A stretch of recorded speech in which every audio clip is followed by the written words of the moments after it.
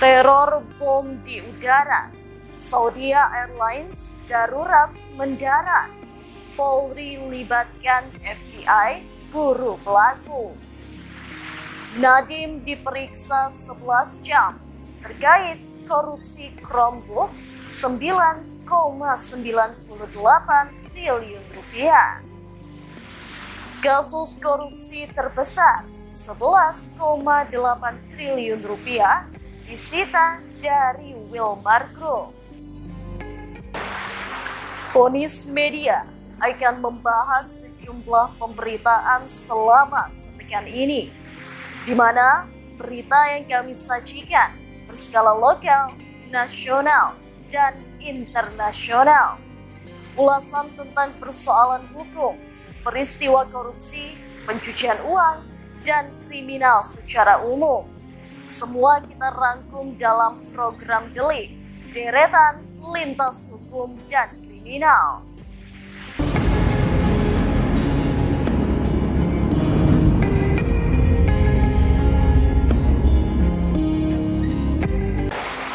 Skandal besar kembali mencoreng dunia energi Indonesia. Ex-Direktur Utama Pertamina, Elia Masamani, resmi diperiksa oleh Kejaksaan Agung dalam kasus dugaan korupsi tata kelola minyak mentah dan produk kilang. Total kerugian negara mencapai angka fantastis, 193 triliun rupiah. Sebuah ancaman bom mengguncang penerbangan Saudia Airlines yang membawa ratusan jemaah haji dari Jeddah menuju Jakarta. Pesawat terpaksa mendarat darurat di Bandara Kuala Namu, Sumatera Utara. Tapi yang mengejutkan, benda mencurigakan tak ditemukan, dan kini Polri bahkan menggandeng FBI untuk memburu pelaku ancaman misterius ini. Pesawat Saudia Airlines dengan nomor penerbangan SV5726 membawa sebanyak 442 penumpang jemaah haji. Saat berada di udara, sebuah email masuk ke Kementerian Perhubungan yang menyatakan ada bom di dalam pesawat. Tak ingin mengambil resiko, pilot mengambil keputusan cepat, deferred flight atau pengalihan penerbangan ke Bandara Kuala Namu. Di sana, tim gabungan polisi, TNI, dan unit anti-teror langsung bersiaga. Pemeriksaan menyeluruh dilakukan, penumpang dievakuasi, dan bagasi dibongkar satu persatu. Tapi hasilnya mengejutkan. Tak ditemukan satupun benda mencurigakan. Pesawat dinyatakan steril.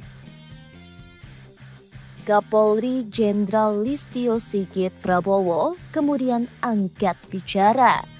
Ia menyatakan bahwa Polri kini berkoordinasi langsung dengan FBI, Biro Investigasi Federal Amerika Serikat, untuk melacak jejak digital pengirim email ancaman.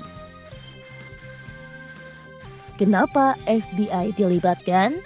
Karena email tersebut bisa saja berasal dari luar negeri dan FBI memiliki sumber daya serta otoritas cyber internasional yang bisa menelusuri pengirim meski menggunakan server atau email anonim.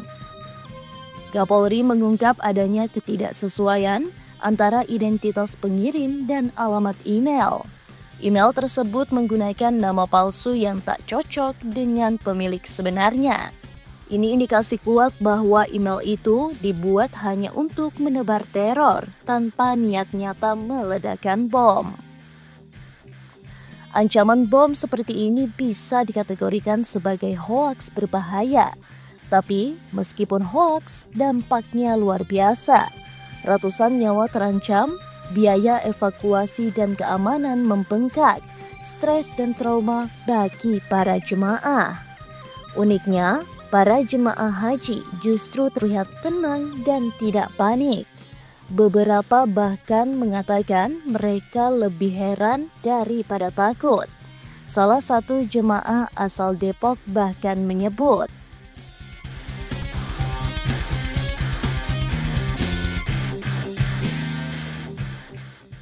sikap tenang jamaah ini patut diapresiasi, tapi dari sisi keamanan, Polri tetap menganggap hal ini sebagai kejadian serius. Saat ini, Polri dan FBI terus bekerja sama dalam proses digital forensik. Mereka memeriksa jejak IP address, metadata, dan kemungkinan VPN atau masking tools yang digunakan pengirim. Kapolri menegaskan,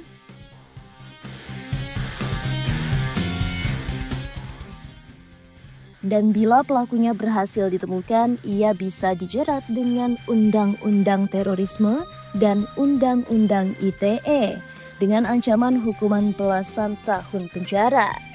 Kejadian ini menjadi pengingat penting bagi kita semua bahwa keamanan penerbangan adalah hal yang sangat sensitif.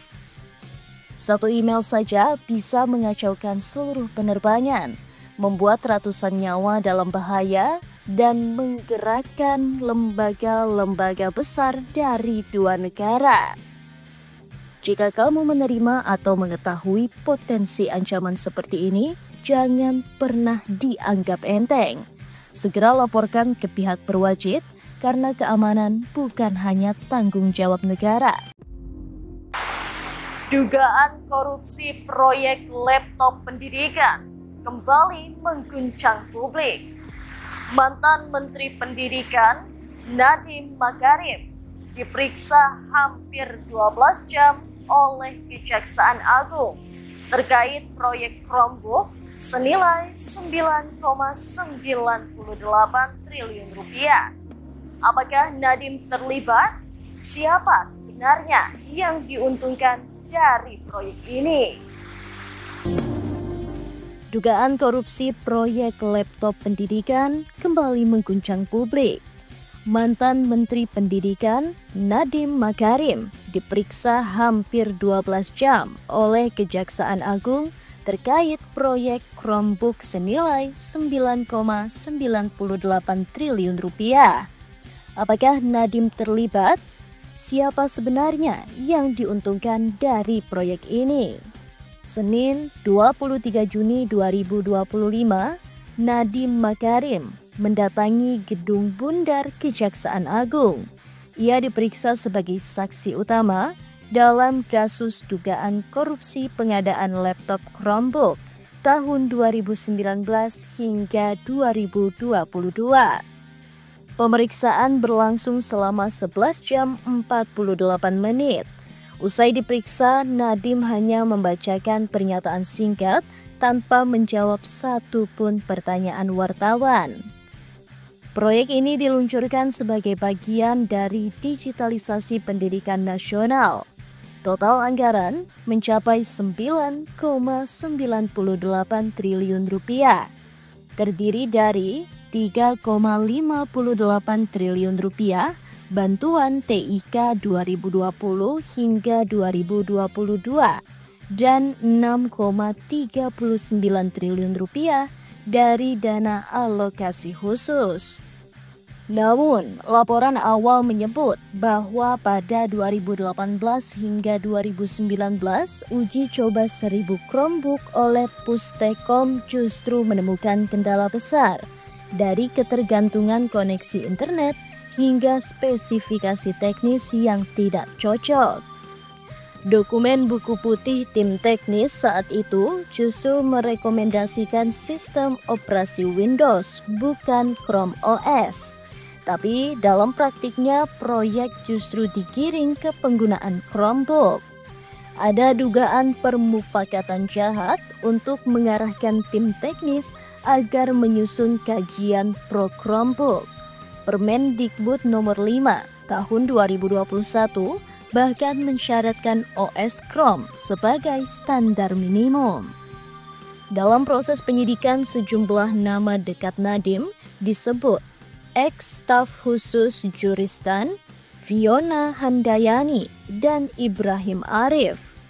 Juristan bahkan disebut pernah meminta fee 30% kepada Google dalam proyek ini.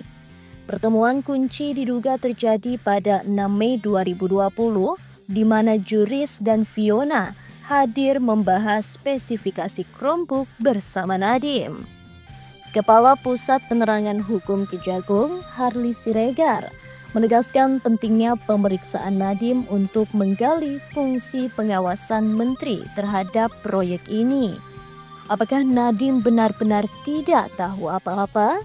Atau justru tahu dan membiarkan? Inilah yang sedang didalami oleh penyidik Jampitsus. Proyek digitalisasi pendidikan adalah upaya penting untuk menyetarakan akses belajar. Tapi bila proyek sebesar ini diwarnai praktik curang, maka kepercayaan publik hancur. Kita berbicara soal masa depan jutaan anak Indonesia. Jika laptop yang dipaksakan justru tidak bisa digunakan optimal, maka kerugiannya bukan hanya anggaran, tapi kualitas pendidikan itu sendiri. Pemeriksaan ini baru permulaan. Kejagung menyatakan kasus ini akan terus dikembangkan. Jika ditemukan bukti kuat, status saksi bisa berubah kapan saja. Apakah Nadiem Makarim hanya korban sistem atau pemain utama di balik proyek Chromebook? Waktu akan menjawab. Hari ini kita bahas salah satu skandal ekonomi terbesar tahun ini. 11,8 triliun rupiah disita Kejaksaan Agung dari Wilmar Group, salah satu konglomerat sawit terbesar di dunia.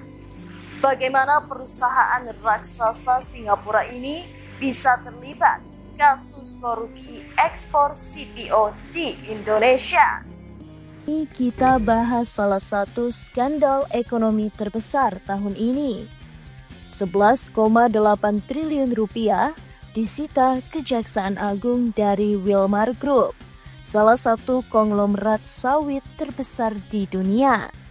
Bagaimana perusahaan raksasa Singapura ini bisa terlibat kasus korupsi ekspor CPO di Indonesia? Kasus ini bermula dari dugaan korupsi pemberian fasilitas ekspor CPO dan turunannya oleh anak usaha Wilmar Group seperti PT Multimas Nabati Asahan, PT Wilmar Bioenergi Indonesia, PT Wilmar Nabati Indonesia, dan lainnya. Pada 19 Maret 2025, Pengadilan Tipikor Jakarta Pusat menyatakan para terdakwa terbukti melakukan perbuatan yang didakwakan jaksa. Namun, hakim memutuskan putusan onslaught. Artinya, perbuatannya bukan pidana. Ini yang memicu kontroversi. Kejaksaan Agung bergerak cepat. Pada April 2025, 4 hakim yang menangani kasus ini ditangkap karena dugaan menerima suap sebesar 60 miliar rupiah. Tak berhenti di situ, Kejagung lalu menyita 11,8 triliun rupiah dari Wilmar, penyitaan terbesar dalam sejarah Indonesia.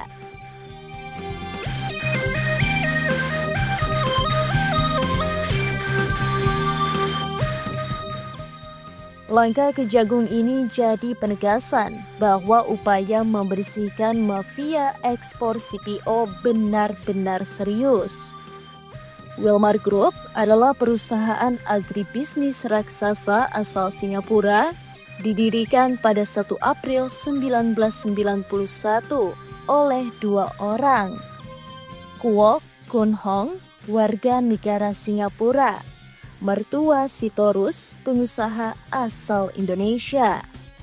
Wilmar tumbuh dari kebun sawit 7.000 hektar di Sumatera Barat dan kini jadi pemilik perkebunan sawit terbesar di dunia.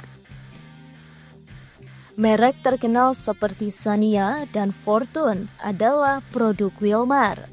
Wilmar juga menjalankan bisnis dari biodiesel hingga gula dengan lebih dari 1.000 pabrik di 30 negara.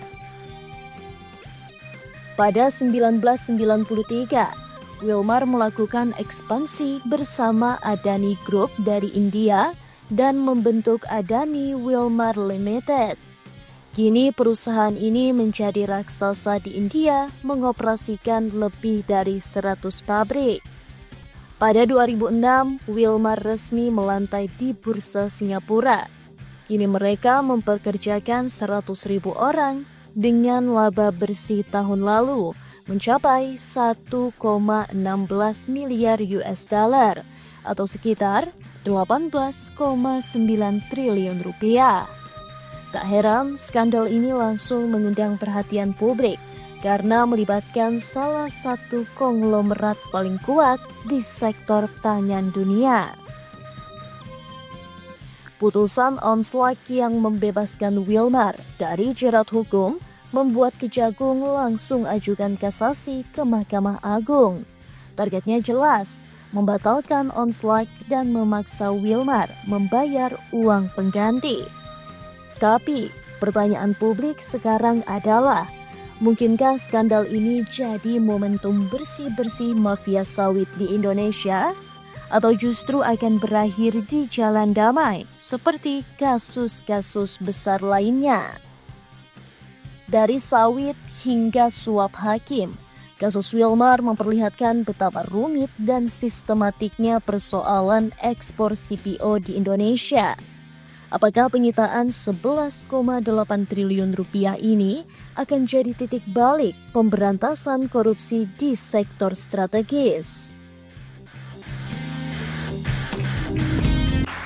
Itu tadi informasi penting dan menarik selama sepekan dalam program Delik, Deretan Lintas Hukum dan Kriminal.